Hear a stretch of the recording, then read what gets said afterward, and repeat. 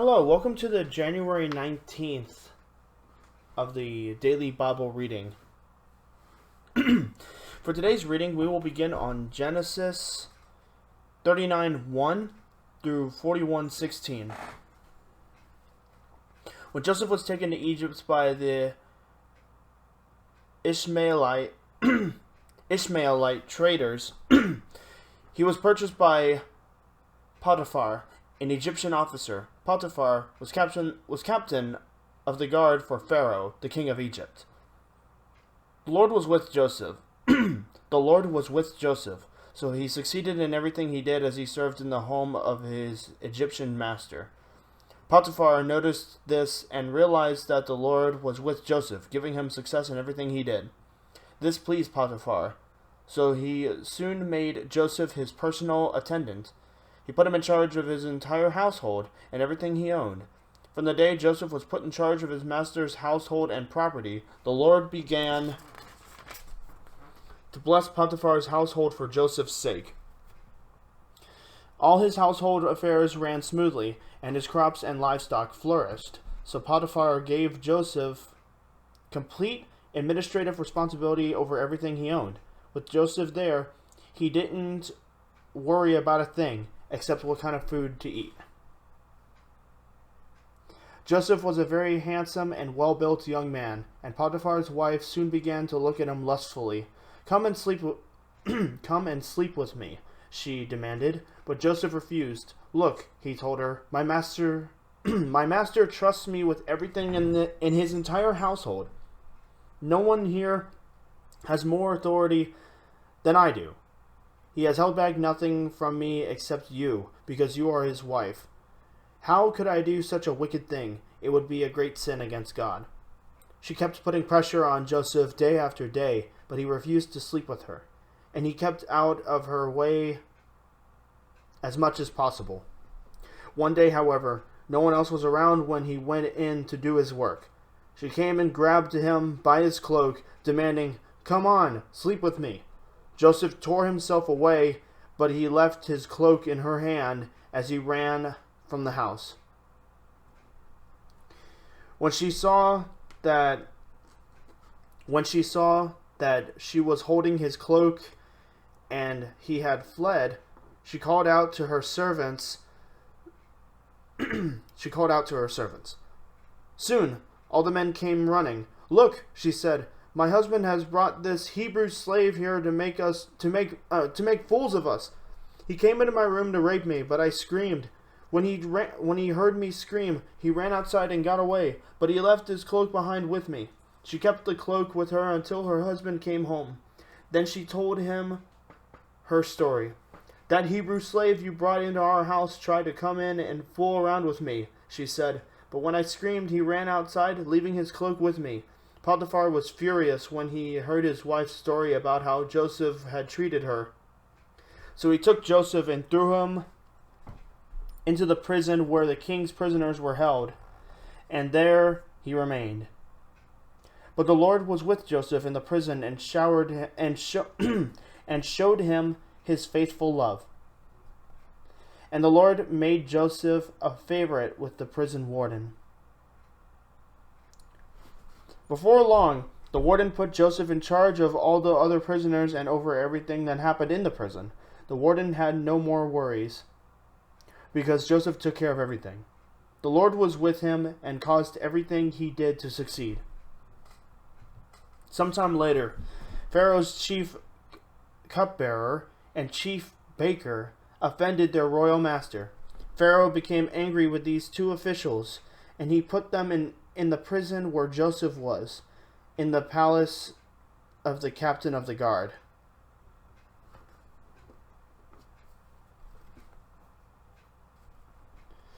They remained in prison for quite some time, and the captain of the guard assigned them to Joseph.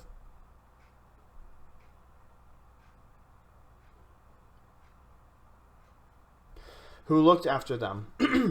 While they were in prison, Pharaoh's cupbearer and baker each had a dream one night, and each dream had its own meaning. When Joseph saw them the next morning, he noticed that they both looked upset. "Why do you look so worried today?" he asked them. And they replied, "We both had dreams last night, but no one can tell us what they mean." "Interpreting dreams is God's business," Joseph replied. "Go ahead and tell me your dreams." So the chief cupbearer told Joseph his dream first. "In my dream," he said, "I saw a grapevine in front of me. The vine had 3 branches that began to bud and blossom, and soon it produced clusters of ripe grapes.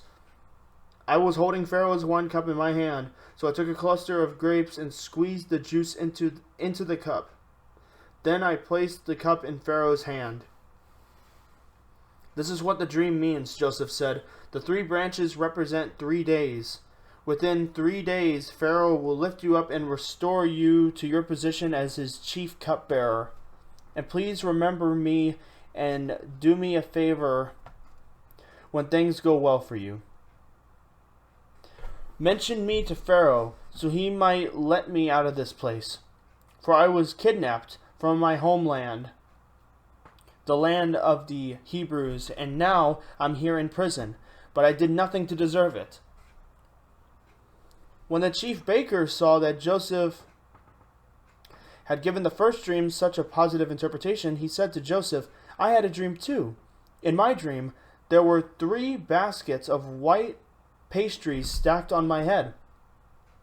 The top basket contained all kinds of pastries for Pharaoh, but the birds came and ate them from the basket on my head." "This is what the dream means," Joseph told him. "The 3 baskets also represent 3 days. 3 days from now, Pharaoh will lift you up and impale your body on a pole. Then birds will come and peck away at your flesh." Pharaoh's birthday came 3 days later, and he prepared a banquet for all his officials.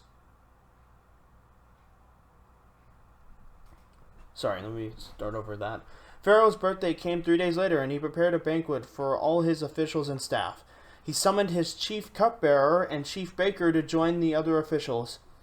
He then restored the chief cupbearer to his former position, so he could again hand Pharaoh his cup. But Pharaoh impaled the chief baker, just as Joseph had predicted when he interpreted his dream. Pharaoh's chief cupbearer, however, forgot all about Joseph, never giving him another thought. 2 full years later, Pharaoh dreamed that he was standing on the bank of the Nile River. In his dream, he saw 7 fat, healthy cows come up out of the river and began grazing in the marsh grass. Then he saw 7 more cows come up behind them. Then he saw 7 more cows come up behind them from the Nile. Excuse me. But these were scrawny and thin. These cows stood beside the fat cows on the riverbank. Then the scrawny, thin cows ate the 7 healthy fat cows.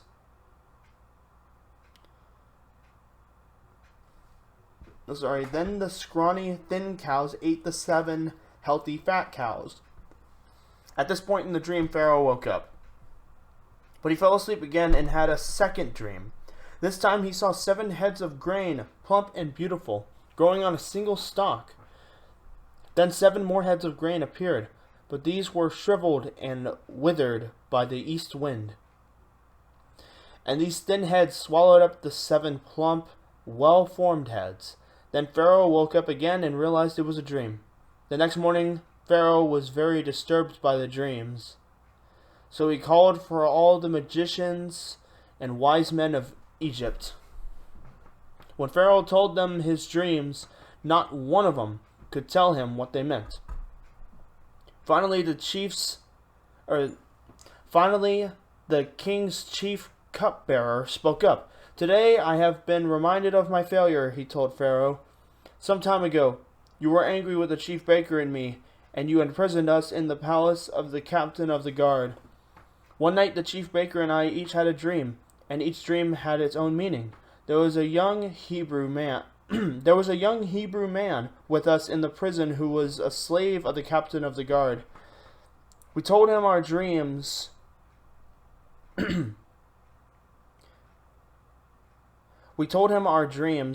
and he told us what each of our dreams meant. And everything happened just as he had predicted. I was I was restored to my position as cupbearer, and the chief baker was executed and impaled on a pole. Pharaoh sent for Joseph at once, and he was quickly brought from the prison. After he shaved and changed his clothes, he went in and stood before Pharaoh. Then Pharaoh said to Joseph, I had a dream last night, and no one here can tell me what it means. But I have heard that when you hear about a dream, you can interpret it. It is beyond my power to do this, Joseph replied, but God can tell you what it means and set you at ease. Next part of the reading is Matthew 12:46 through 13:23. As Jesus was speaking to the crowd, his mother and brothers stood outside, asking to speak to him. Someone told Jesus, Your mother and your brothers are outside and they want to speak to you. Jesus asked, Who is my mother? Who are my brothers? Then he pointed to his disciples and said, Look, these are my mother and brothers. Anyone who does the will of my Father in heaven is my brother and sister and mother. Later that same day, Jesus left the house and sat beside the lake. A large crowd soon gathered around him, so he got into a boat. Then he sat there and taught as the people stood on the shore. He told many stories in the form of parables such as this one. Listen, a farmer went out to plant some seeds. As he scattered them across his field, some seeds fell on a footpath, and the birds came and ate them. Other seeds fell on shallow soil with underlying rock. The seeds sprouted quickly because the soil was shallow. But the plants soon wilted under the hot sun, and since they didn't have deep roots, they died. Other seeds fell among thorns that grew up and choked out the Other seeds fell among thorns that grew up and choked out the tender plants. Still, other seeds fell on fertile soil, and they produced a crop that was 30, 60, and even 100 times as much as had been planted. Anyone with ears to hear should listen and understand.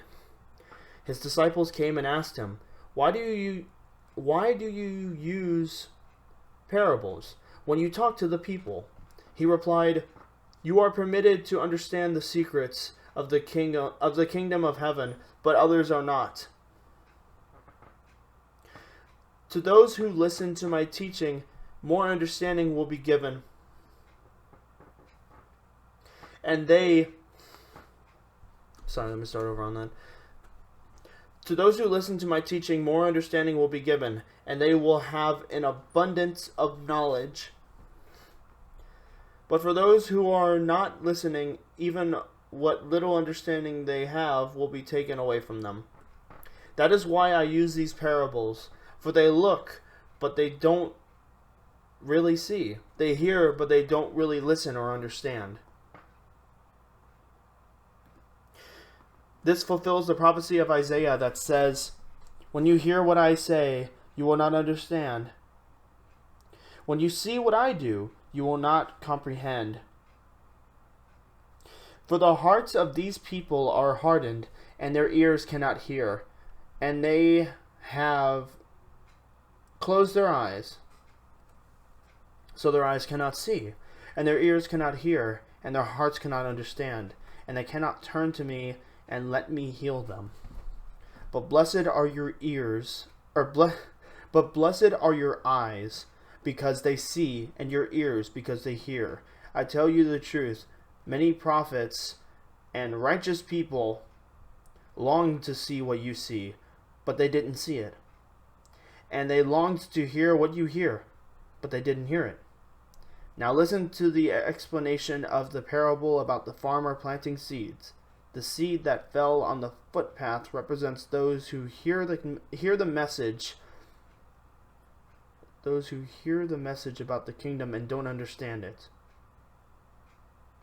Then the evil one comes and snatches away the seed that was planted in their hearts. The seed on the rocky soil represents those who hear the message and immediately receive it with joy. But since they don't have deep roots, they don't last long. They fall away as soon as they have problems or are persecuted for believing God's word. The seed that fell among the thorns represents those who hear God's word, but all too quickly the message is crowded out by the worries of this life and the lure of wealth. So no fruit is produced. The seed that fell on good soil represents those who truly hear and understand God's word and produce a harvest of 30, 60, or even 100 times as much as had been planted. Next part of the reading is Psalm 17, 1 through 15. O Lord, hear my plea for justice. Listen to my cry for help. Pay attention to my prayer, for it comes from honest lips. Declare me innocent, for you see those who do right. You have tested my thoughts and examined my heart in the night. In the night. You have scrutinized me and found nothing wrong. I am determined not to sin in what I say.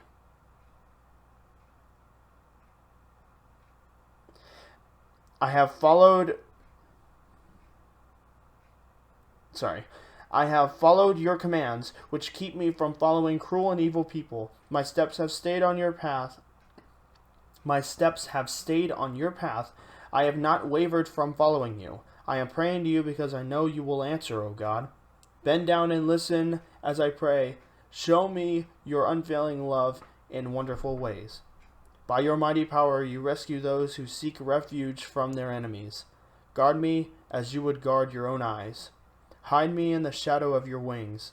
Protect me from the wicked people who attack me. From murderous enemies who surround me, they are without pity. Protect me from wicked people who attack me, from murderous enemies who surround me. They are without pity. Listen to their boasting. They track me down and surround me, watching for the chance to throw me to the ground. They are like hungry lions, eager to tear me apart, like young lions hiding in ambush. Arise, O Lord, stand against them and bring them to their knees. Rescue me from the wicked with your sword.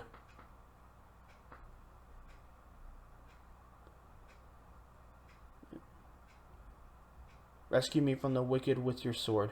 By the power of your hand, O Lord, destroy those who look to this world for their reward. But satisfy the hunger of your treasured ones. May their children have plenty, leaving an inheritance for their descendants. Because I am righteous, I will see you. When I awake, I will see you face to face and be satisfied.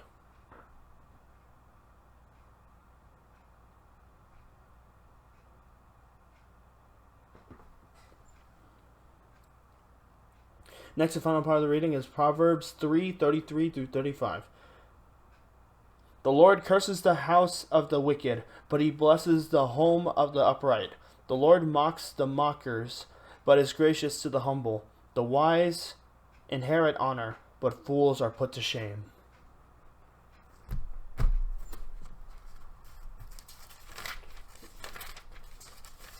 Just make sure you got that last word. Yep. Okay, that's going to do it for today's edition of the Daily Bible Reading. Thank you all for your support. Thank you all for watching. And we will see y'all next time. God bless.